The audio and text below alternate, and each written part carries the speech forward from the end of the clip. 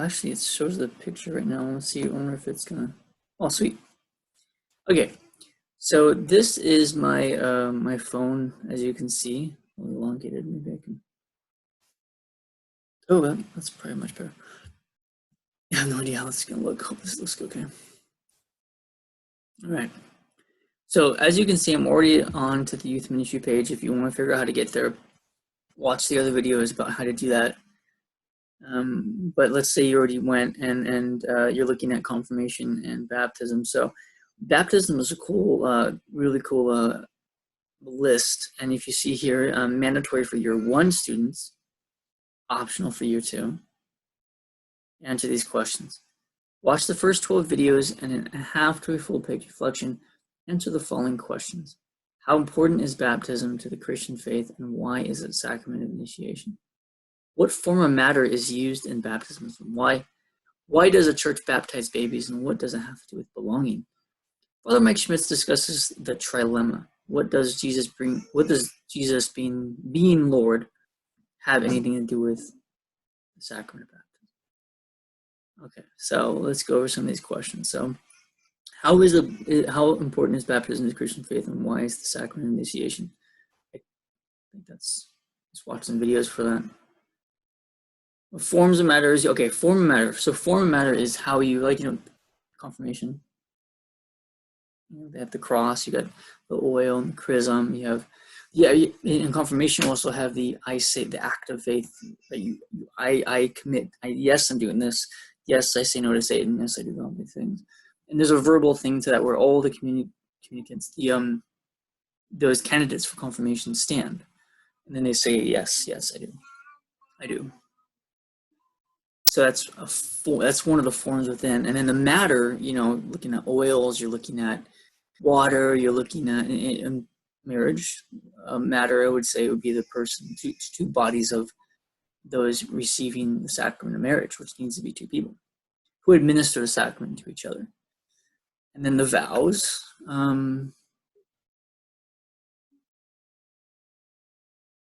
Why does the church baptize babies, and what does it have to do with belonging? I put belonging there because there are several videos from Father Mike Schmitz where he goes over the word belonging, and they use that as a stepping point, jumping off point for all the discussions of baptism. And I think Ascension Press has an entire series for baptism, and so I didn't title the videos, so they don't have all the videos. These are only videos that are available, I think, I could find. And which is fine, because you don't want to watch all of them. They're more for like parents that have little babies that they're getting baptized. But these videos are really good. I mean, there's some content in there that's like just for the parents, but it's a few minutes that I think are really solid and important for it to be put into this playlist. And the trilemma, number 4, trilemma. Jesus is Christ. Oh, sorry. Jesus is Lord, or he's a liar, or he's a lunatic. So it's one of those 3. The more Lord, liar, lunatic. Lord, liar, lunatic. Which one is he? If he's Lord, then everything he says is true. If he's a liar, then the direct diametric opposite. If he is a lunatic, then who are we to even listen to him? Liar, truth, or not? I mean, why would you want to listen to a lunatic with the truth? I mean, you don't know what the context is of that truth. A lunatic says the coffee's hot, and you may not trust him. But the lunatic is going to maybe spill the coffee on you, because that's his or her way of, saying, see, it's hot, I'm gonna throw it on you, and they're not in the right mind. Whereas Christ, if he's a lunatic, then all the stuff he did, or said, God is supposed to be worshipped and such, you end up, I'm sorry, getting uncomfortable here. Oh. Yeah, if Christ is lunatic, so it's insane to think about anything he has to say. It would be something you should listen to, even if it's right. But then also he doesn't have the power of himself to be of right mind to do the things he did. So it's kind of like, how can that be? How can he raise people from the dead? if he's a lunatic. If he's a lunatic and you say, I rose from the dead, you say, sure, okay, and you walk off and you never take it seriously. But in this case, you have so many thousands of years of people following the words of Christ. How can he be a lunatic? Well, he goes over that. Father Mike goes over that in more beautiful ways than what I can do here. Okay, so let's move up to the playlist. How much time do I have? I'm not sure. Let's see. Okay. So prayer for students. So if you look here, the really cool thing about the baptismal playlist is that, yeah, it starts out with the prayer for students from Spirit Juice, but also goes into, has a couple of songs by Ike Ndolo. Riverside is really cool, and then the song at the end, which is, when you watch these playlists and you see a song at the beginning and a song at the end that kind of caps off or bookends the section of videos that you're required to watch in some form or fashion. And all the videos following those songs are usually extra, or they are videos you need to watch if they're, if the details say that watch them for whatever reason.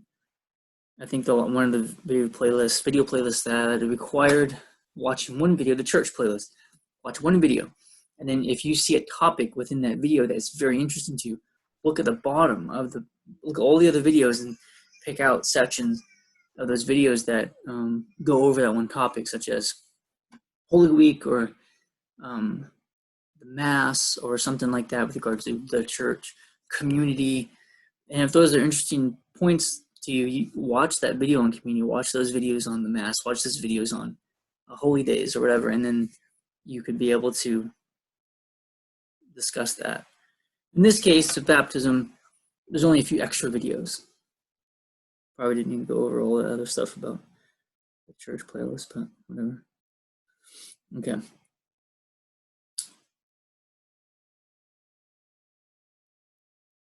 Why does the Catholic Church baptize babies?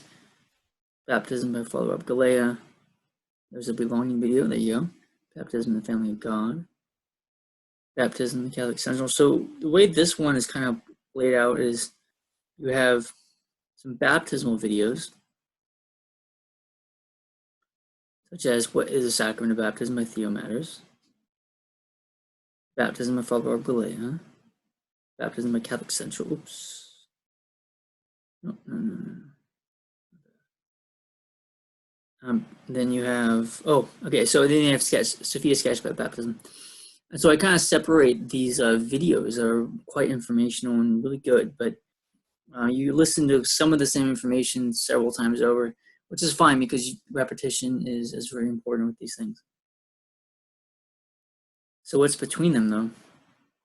You got why Catholic Church baptized babies. You have family of God. You have name. What's in a name? During your confirmation, your name is be a saint name, whereas in your baptism, let's say you baptized a baby, hopefully. If you weren't, it's okay. Yes, as if that matters if I say it. You have that time where you're given a name, and then now you choose a name, and that name not only is chosen by you, but then is further off in your life, you try to emulate that name, such as my confirmation name is Augustine. How to choose godparents. This is interesting because this kind of has some stuff about confirmation, even though this is the baptism playlist. I'm going to add this to the confirmation playlist if I have not done that already. And it's also, like the belonging, has some stuff about that more tailored to parents, but it's minimal. The woman who does this is really clear and concise. A lot of information about where the Catholic Church says the godparents or the sponsors need to hit these points to be a godparent or sponsor. There it is, liar, lunatic, or Lord. Symbols used in baptism, which is really cool. It also gets into some of the elements or the matter and form wade in the water. Okay, before I get to the other extra stuff, get back to this. Godparents on how to raise a cradle Catholic collab. I think it's a part of a series of videos. I didn't look at the other videos. The reason why godparent and sponsors are very important is because they're people that would take care of you. Or in this case, the sponsorship in high school, the people that help guide you in some way, someone you can talk to as the years go by. And the lady there, she goes over it very well. And watch that, please. As a gorgeous video. I'm so happy that I found it.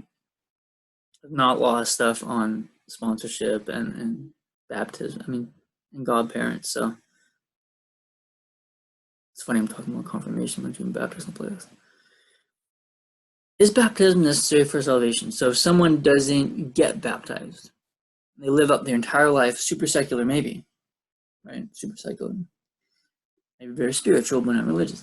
And they never get baptized, they never get water thrown on their head or whatever, and they're never just submerged or whatever it is. And they say, you are baptized in the Father, Son, and Holy Spirit. They never get that whole thing, the whole form, then will they still enter into heaven? I had a big question of this when I was in my early 20s. So I was like, if my other people that I knew could just never go to church and never get these sacraments and never participate in thinking about all this stuff that's churchy, they get to the same point. What's the point in me going through it? Because I have to try harder and have to feel some of that shame of doing maybe immoral or bad things and going like, I got to go to confession, versus doing those things and going like, I'm young, I can do it, or it's all relative, so my parents are going to say it because they're old-fashioned, whatever it is, whatever it is kind of discerns. We know something might be wrong, but we're going to avoid that being wrong because everything kind of relative. Who really knows? If people can think like that and then get to the same point and having open the gates up and go like, I'm in. And what's the point in me trying to figure all this stuff out and struggle and try to live a holy life, but then all of a sudden it doesn't matter? I didn't understand that, so I dove into it. The more I dove into it, the more I realized the church is the place to be. So the question is it necessary for salvation? And Carly Broussard, who works with Catholic Answers, answers it very well. Why Catholics do infant baptism and not immersion? Lizzie Lizzie, I don't remember her last name. Lizzie's answers. She answers this question in a longer video, about 20, maybe 30 minutes. And she actually was a convert. She's young, so I think she speaks in a way that a lot of youth can understand, or at least feel like it's not like me talking over them or some other adult talking over them and beyond them. Baptism of Venerable Machine, so that's beautiful, like 20-some minute homily I think he did. But okay, so that's the baptismal playlist.